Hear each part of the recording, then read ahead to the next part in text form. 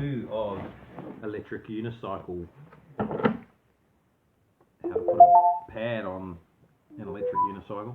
And here we have our electric unicycle, and here we have a shoe. And one thing to sort of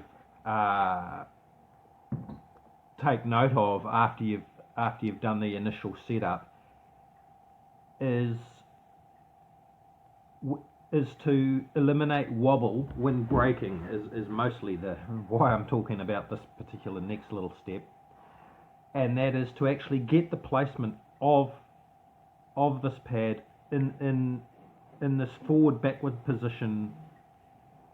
is where the tuning starts to happen at this point. So at this stage you've got the height correct because your foot is sandwiched onto the plate,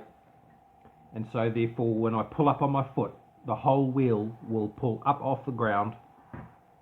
and I'll be able to jump up a curb, for example. But I advise caution doing that because, you know. So anyway, so what I would say here is to ride the unicycle in a straight line and sort of brake, and what you're watching for is that the wheel doesn't fishtail like this, like wobble as you're travelling along under any of those conditions. Because something that I've noticed myself is that if my foot position is slightly forward, let's say I'd put my pad there, and I might think, yes, the height is correct because I can jump the wheel off the ground, but as I get into slightly more speed, where the potential for the wheel to wobble if I hit a little pebble or a pothole, or I want to do anything like brake hard,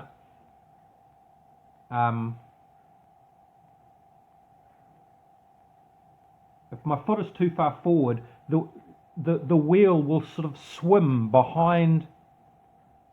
my foot position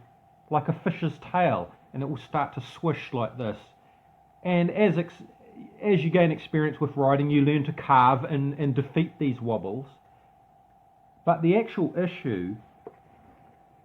can be tuned out more by getting this foot position in the forward backward position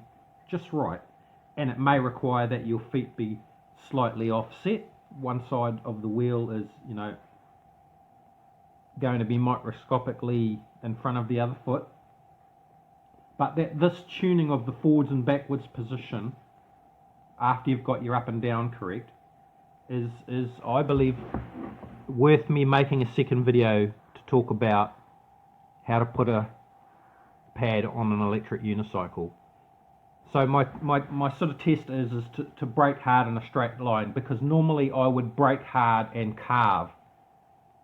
because I would be expecting the wobble, and through experience the carving and braking gives you more effect than just totally relying on engine braking.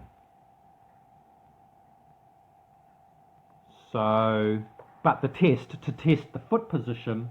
I would accelerate and brake hard in a straight line, looking for that telltale fish sway